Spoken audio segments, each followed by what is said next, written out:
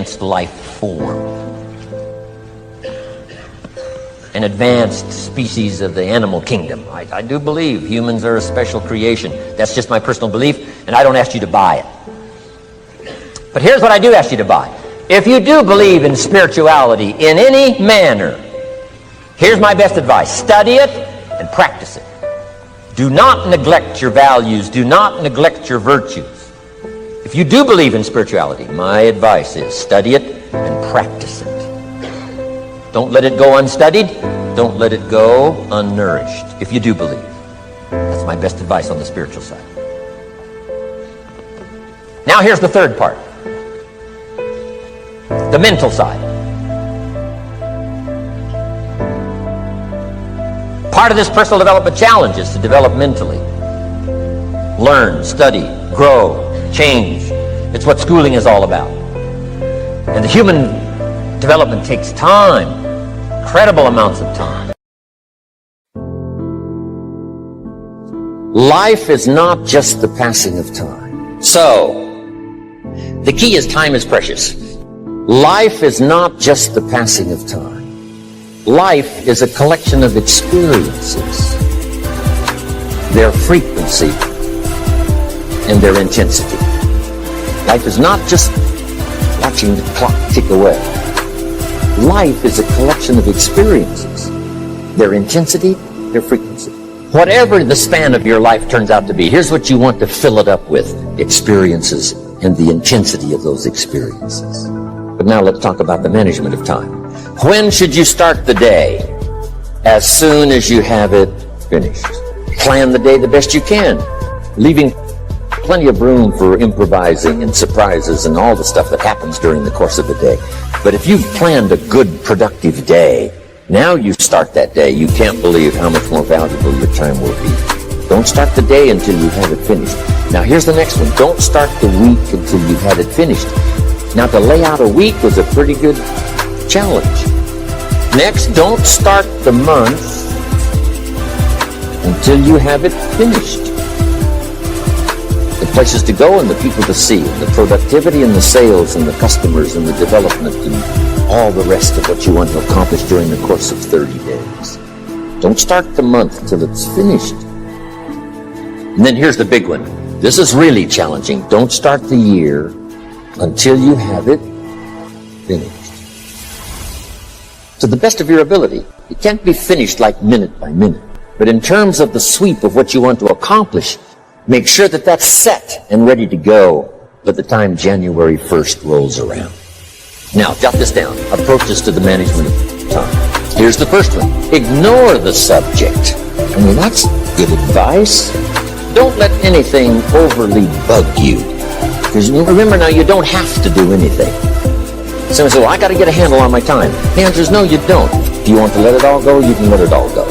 I mean, this is good advice. Somebody says, you ought, you ought, you ought. Jot this down. Ignore all the you oughts or you should.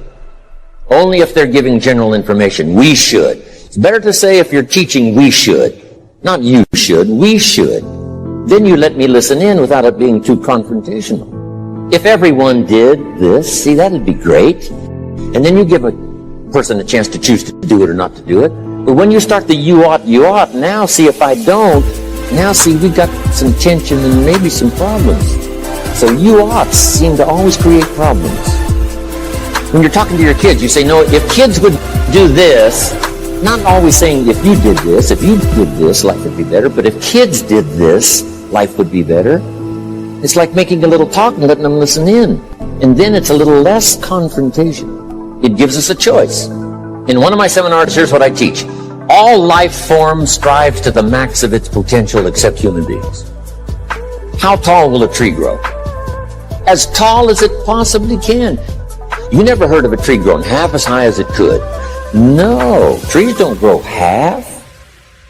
A tree drives its roots as deep as it can, reaches as high as it can, produces every leaf it can, every fruit it possibly can. To the max. Every life form strives to the max, except human beings. Now, why not human beings? Jot this down. You've been given the dignity of choice. You're not a robot. You don't have to repeat this year the same as last year. You can tear up last year's plan, develop a new plan. So, the dignity of being a human being. Now, here's the choice on being a human being. To be part of all we were meant to be, or to be all. To strive for all, or half, or part, or some. The choice is up to you. To develop one skill or 10 skills. Someone says, well, I'd be happy with just one more language. Well, some say, hey, I'm going to learn 6 or 7. And this is all a matter of choice. And when someone says, no, you ought to learn 4, you got to resist all that.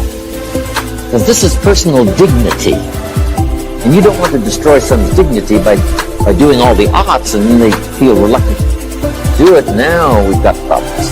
So if you want to, just ignore this subject of time management. Now here's the next one. Step down to something easier. The guy's in sales, and he says, oh, I want to own the company. Finally owns the company. Now he's got no time to play golf. He said, when I was in sales, I was making big money playing golf 3 days a week. Heck with this owning something. Heck with managing. My life was never my own after I started to manage. I'm going back to sales. See, this is the key. If you're getting too pressed, you might consider stepping down to something with a little easier time pressure. Next key to time management. And that's work longer and harder. But see, there's a limit to that. I almost lost my health the first year. I went so crazy about personal development and achievement. I just went bonkers. You know, I told you I was skinny, but at the end of that first year, I was a walking shadow. And then it suddenly occurred to me, what if I got rich and too ill to spend it? I mean, that was a shocker. So I started, developing a little more reasonable. Because I said, if 12 hours won't do it, I'll work 14. If that won't do it, I'll work 18. I mean, how many hours it takes. And sure enough, it cost me too much. So see, working longer and harder for some might be appropriate. If you're just sitting around not doing that much, this might be good, work longer and harder. But you can only work so hard. Here's the key, not to work harder, but smarter. When you've worked as hard as you can, doing the best you can in terms of physical output in the time, reasonable time. Now here's the ultimate in the management of time, and that is you simply become more skillful. When I first got into sales, I was around people that could get, 9 out of 10, 8 out of 10. And when I first started, I could only get 1 out of 10.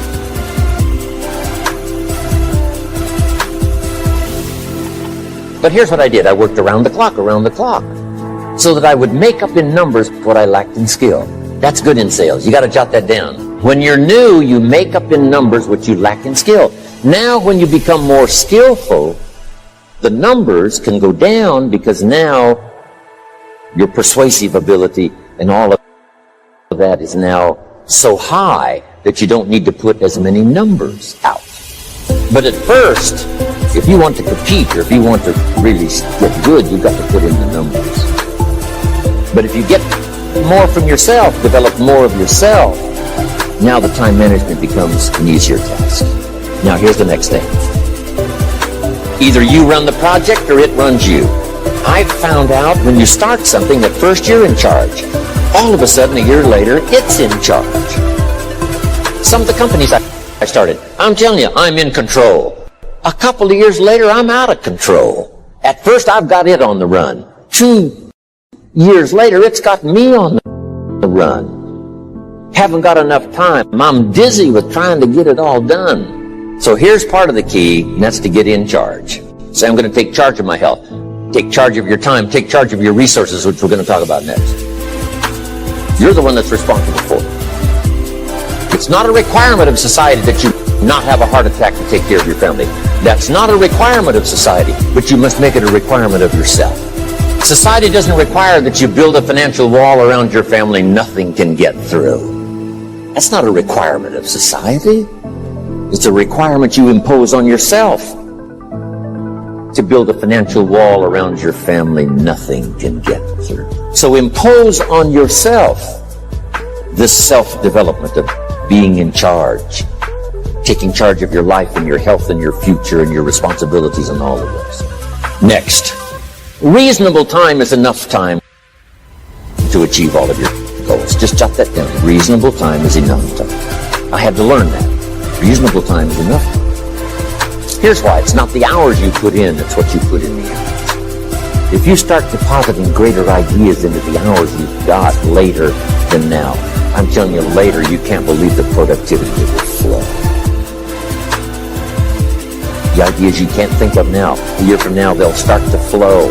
And when you deposit those ideas in the hours you've got, productivity multiplies by 2, 3, 5, 2. Next, time management essential. We've already covered the first one, a written set of goals. And then do priorities on your goals. What's important this week? What's important this month? Here's the next one. Often review. Just go over your goals to make sure that your list is working for you. It's got you inspired. It's got you turned on. Somebody says, how come you're up so early? Say, if you were headed where I'm headed, you'd be up early. If you were going to meet who I'm going to meet, you'd be up early. If it was going to stack up for you like it's stacking up for me, you'd be getting it. Here's some more time management essentials. Learn to study what we call majors and minors. You pick up the phone. Here's what you must say when you pick up the phone. Is this a major conversation or a minor conversation? If it's minor, a few pleasantries and you're done. If it's major, maybe you've got to make a few notes. So here's the next one. Important conversations, make an agenda before you make the call. Just jot down a little agenda. It's so easy now to just talk out of your head. Did you ever hear a conversation end like this? Let's see, there was something else. See, you don't look that swift. I can't think of it right now. I'll call you back. See, you look a little incompetent. Let's see, there was something. It escapes me right now. Really? So have you got this now? Make an agenda before you make a call if it's an important call. Now later that saves you all kinds of stuff. So what's major, what's minor? Now here's the key on this. Don't major in minor things. If you take up major time to do minor things, I'm telling you, you'll be behind the curve constantly. Here's what we learn in sales training. What's major time and what's minor time? And if you're in sales and you took a look at a week, you'd say, my gosh, I'm spending 90% of my time on the minor stuff and so little time on the major stuff in the presence of. How many hours in the presence of in my day? How many hours in the presence of during my sales week? Because the time that really counts is in the presence of majors and minors.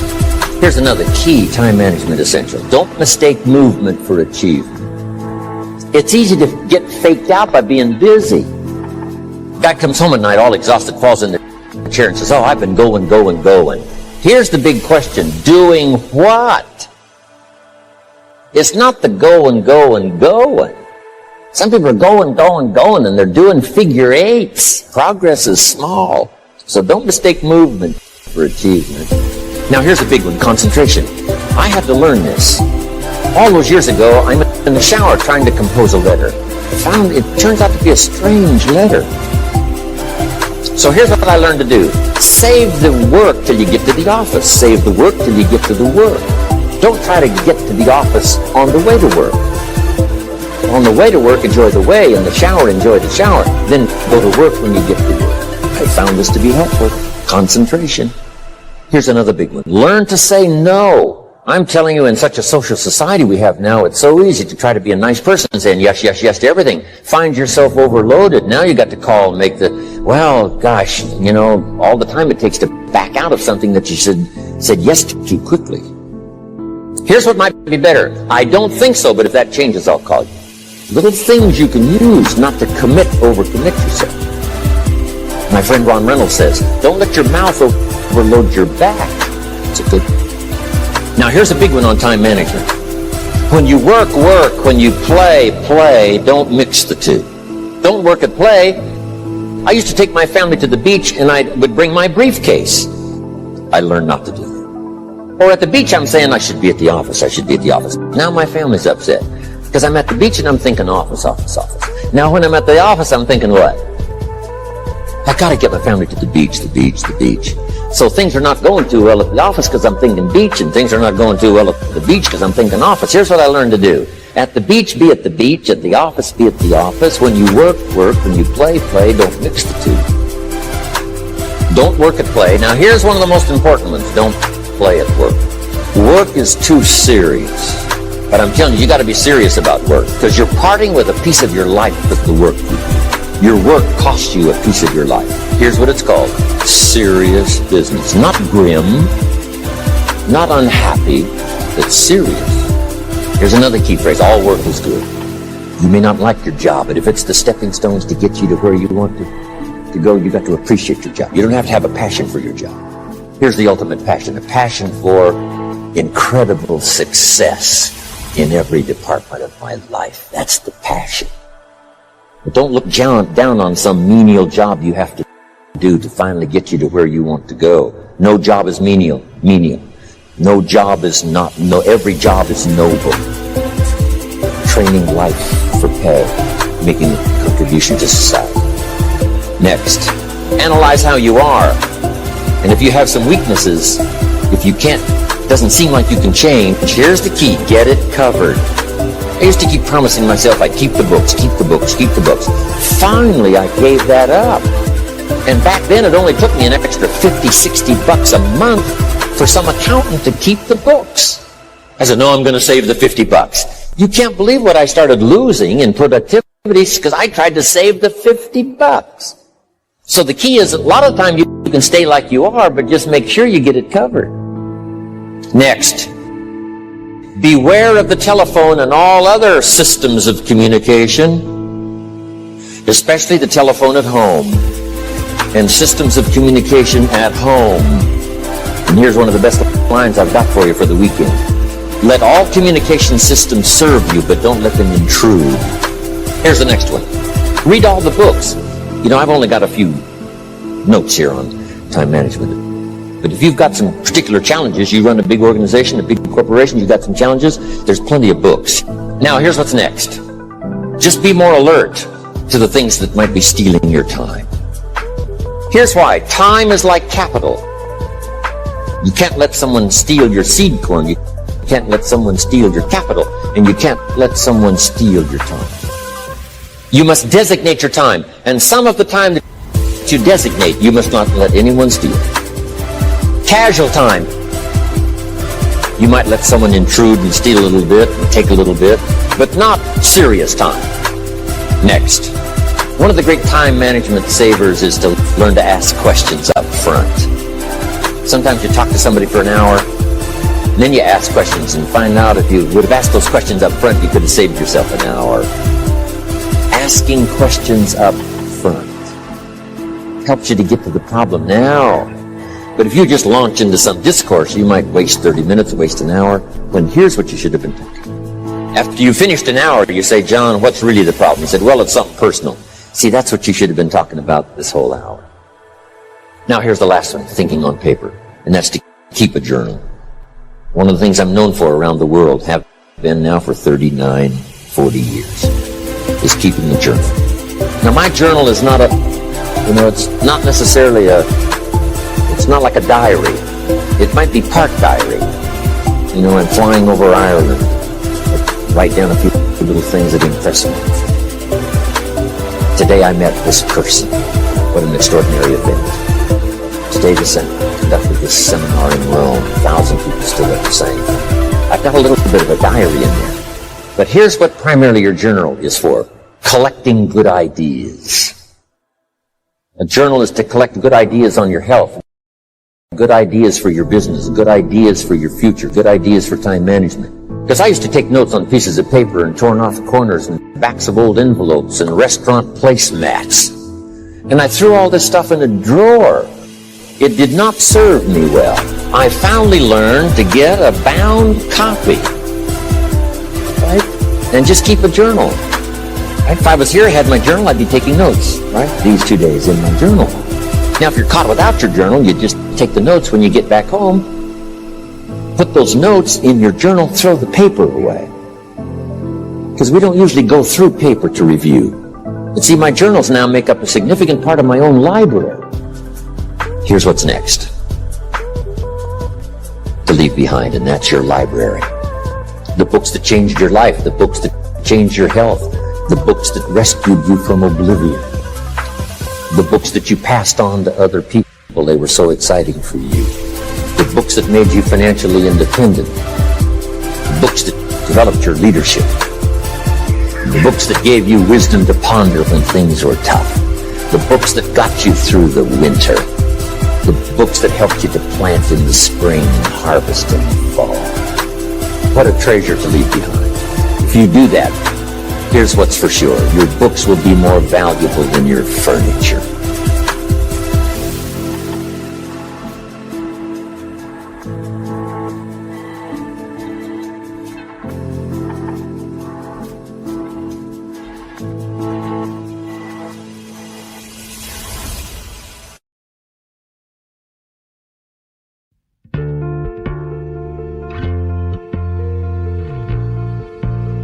Development and letting go of limitations, here are what I consider to be the biggest self-imposed limitations any man or woman has ever had to deal with. First, procrastination. Procrastination is particularly life-threatening because when we put something off, it doesn't seem at the moment to be all that important. At the end of the day, if you have let a few things slide, it doesn't seem like such a bad day. However, enough of those days piled up will make a disastrous year, and eventually, a disastrous life.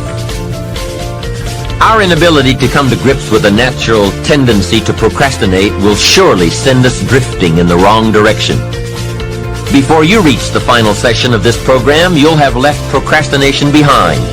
If you're still troubled by it, you'll have discovered that it's simply too costly to put up with any longer. Besides, you'll be too excited about where you're going to postpone the activities taking you there. Self-imposed limitation number 2. Blame. All of us have blamed others for our troubles from time to time. In fact, the tendency to blame someone or something goes back a long way. When there were only 2 people on earth, it wasn't long before they started blaming. The man said, "It was the woman. She got me into this." And the woman blamed the serpent. Blame seems to be one of those negative tendencies that just comes naturally. The ego striving to defend itself. Remember the list I came up with to explain why I wasn't doing well? One of the items that was high on my list was prices. I told Mr. Shope that my problem was everything costs too much. However, he soon set me straight on that by saying, "Mr. Rohn, that is not the problem. Let me tell you the real problem. You can't afford it. It's not it. If you keep dealing in it's, you will always be broke, unhappy, and disillusioned because you will never have enough.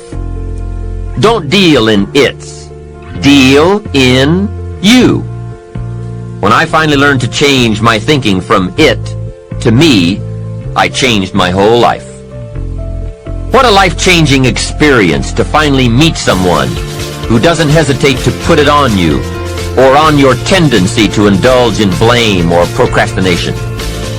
That is indeed a banner day when you meet someone who has learned how to skillfully and carefully attack the same problem that has kept you from doing very well, or kept you beneath your potential, or kept you off balance as to your own self-worth. It is so easy to mistake appearances for reality, to confuse the symptom with the real cause. Along with blame comes the third negative tendency we want to eliminate: excuses. Guess how many excuses we have? 1 million. And in the course of a lifetime, we will probably use them all, unless somebody finally comes along and blows all those excuses apart to make us come face to face with the real reasons for our current dilemma. Until that time, we will probably use another 1 million excuses to prevent ourselves from having $1 million. Here's one of the major questions I'll pose to you during this program. What are you going to do starting today that will make a difference in how your life works out? Good question, right? What are you going to do? See, if you don't do something starting today that will make a difference, guess what? It's going to be the same. And you can guess what the next 5 years are going to be like. Just look at the last 5. The next 5 years will be like the last 5 unless you, Major Key, make all the changes. Now here's another key question. What can you do starting today that will make a difference? That's a good question. What can you do? What can you do with economic chaos? What can you do with massive disappointment when it's all gone wrong? What can you do when it won't work, when you've run out of money, when you don't feel well, and it's all gone sour? What can you do?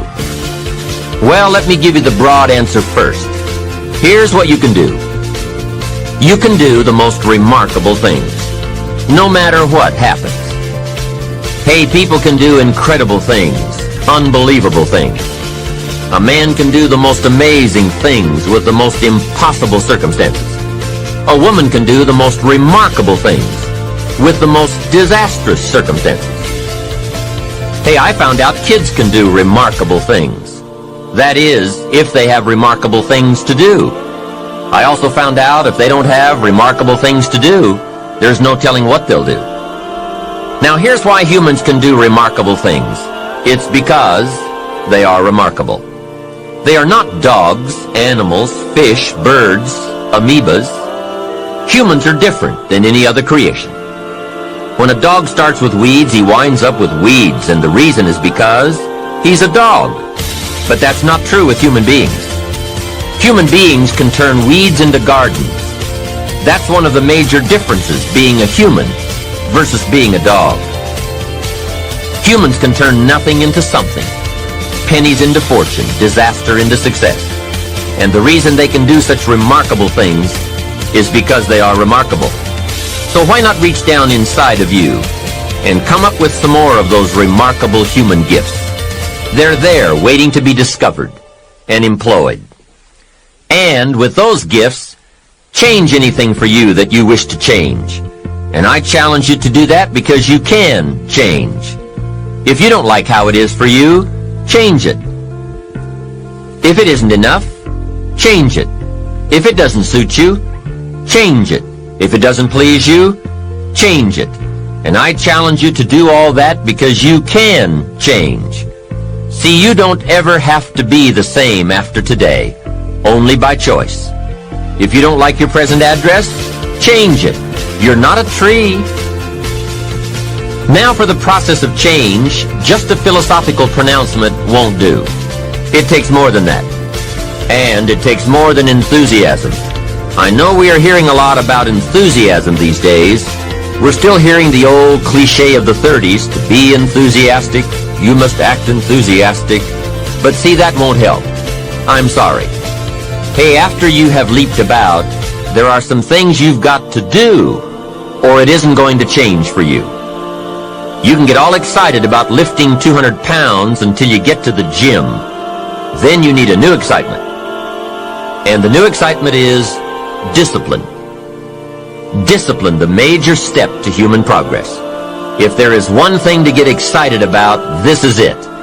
Get excited about your ability to make yourself do the necessary things to get a desired result. That's true excitement, not just optimistic panic. True excitement. Hey, what could you do starting today that would make a big difference in your life? Answer, no telling. What will some people do starting today? That's what's disappointing. It's not what we can do that's in question. What we can do is fantastic. What we can do is unbelievable. What we can do. It's what we settle for that's disappointing. Remember, the major question to ask on the job is not, what are you getting? The major question to ask is, what are you becoming? What we become is what leads to all the good things. And the habits we form, habits of mind, attitude, and behavior, are a dominant part of what we are becoming. Now, I understand as well as anyone that forming new habits doesn't come easy. But new habits will come when we change. It is usually not in one cataclysmic explosion, but rather by changing small pieces and parts at a time. I think that's how most of us change. We just keep nudging ourselves in the right direction, forming one or two new habits at a time, little by little, until finally we've made the turn.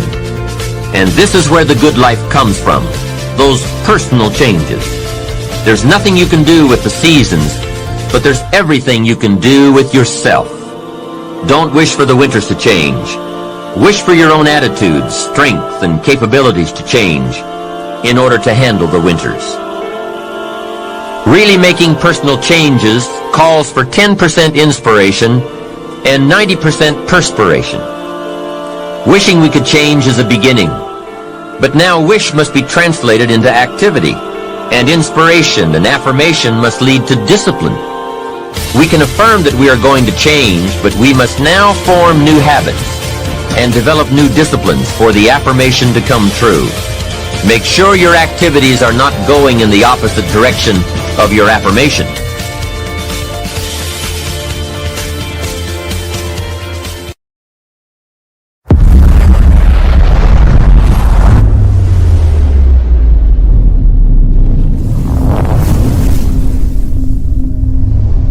Let me take some time now and give you what I think are the 4 major lessons in life to learn. 4 major lessons. It is so important to study the majors. Have you ever noticed that some people don't do well because they major in minor things? Whatever you do, check at the end of the week, the end of the year, and make sure you're not spending major time on minor things. Otherwise, you will wind up with a below-average life. Now, before I get to the 4 major lessons, here are 2 phrases to consider. First, life and business are like the changing seasons. That's one of the best ways to illustrate life. It's like the seasons that change. Frank Sinatra sings, life is like the seasons. Here is the second phrase. You cannot change the seasons, but you can change yourself. Now, with those 2 key phrases in mind, here are the 4 major lessons in life to learn. The first is, learn how to handle the winters. They come right after fall, with regularity. Some are long, some are short. Some are difficult, some are easy. But they always come right after fall. Remember, it isn't going to change. Now, there are all kinds of winters, right? The winter when you can't figure it out. The winter when it all goes smash. Wintertime, we call it the winters of your life. One writer called it the winter of discontent. The winter when it turns upside down, when it all goes wrong. There are economic winters, social winters, personal winters, when your heart is smashed into 1,000 pieces. Wintertime, disappointments. Disappointment is common to us all. So learn how to handle the winters. You must learn how to handle the nights. They come right after days. You must learn how to handle difficulty. It always comes after opportunity. You must learn to handle recessions. They come right after expansions. It isn't going to change. So the big question is, what do you do about the winters? Well, you can't get rid of January simply by tearing it off the calendar. But here's what you can do. You can get stronger, you can get wiser, and you can get better. Make a note of that trio of words, stronger, wiser, better. See, the winters won't change, but you can. Before I understood this, when it was winter, I used to wish it was summer. I didn't understand. When it was difficult, I used to wish it was easy. I didn't know. Then Mr. Schoaf gave me the answer from a part of his very unique philosophy when he said, don't wish it was easier, wish you were better. Don't wish for less problems, wish for more skills. Don't wish for less challenge, wish for more wisdom. Here's the second major lesson in life to learn. Learn how to take advantage of the spring. Spring is called opportunity. And uniquely enough, spring follows winter. And pray tell how often? Is it reliable? Can you count on it? Well, 6,000 years that we know of, that's pretty reliable. And what a great place for spring right after winter. If you were going to put it somewhere, that would be the place to put it. God is a genius. Hey, days follow nights. Isn't that terrific? Opportunity follows difficulty. Expansion follows recession. And all with regularity. You can count on it. However, make a special note of the two words, take advantage. That is what we must learn to do, take advantage. Just because spring comes is no sign you're going to look good in the fall. You must do something with it. In fact, everyone has to get good at one of two things, planting in the spring or begging in the fall. So take advantage of the day. Take advantage of the opportunity. And read every book you can get your hands on to learn how to take advantage of the spring. And one more thought, get busy quickly on your springs, your opportunities. There are just a handful of springs that have been handed to each of us. Life is brief even at the longest. The Beatles wrote, "Life is so short." And for John Lennon on the streets of New York, it was extra short. But it is short. Elton John sings, "She lived her life like a candle in the wind." Life is fragile. Life is brief. Whatever you're going to do with your life, get at it. Don't just let the seasons pass. The third major lesson in life to learn is, learn how to nourish and protect your crops all summer. Sure enough, as soon as you've planted, the busy bugs and the noxious weeds are out to take it. And here is the next bit of truth. They will take it, unless you prevent it. And that is the third major lesson to learn, major skill to develop, preventing the intruder from taking the good. Here are two key phrases to consider under the third major lesson. Number one, all good will be attacked. That's the first phrase. On this planet, all good will be attacked. And don't press me for a why. I was not in on some of the early decisions, so I don't know why. All I know is, it's true. Let reality be your best beginning. Every garden will be invaded. Not to think so is naive. Here's the second phrase. All values must be defended. Social values, political values, friendship values, marriage values, family values, business values. Every garden must be tended all summer. If you don't develop this skill, you will never wind up with anything of value. Last is the fourth major lesson in life to learn. Learn how to reap in the fall without complaint. That's number 4. Take full responsibility for what happens to you. It is one of the highest forms of human maturity, accepting full responsibility. It's the day you know you have passed from childhood to adulthood, accepting full responsibility. And learn how to reap in the fall without apology. Without apology if you have done well, and without complaint if you have not. That's the best of human maturity. I'm not saying it's easy. I'm saying it's the best.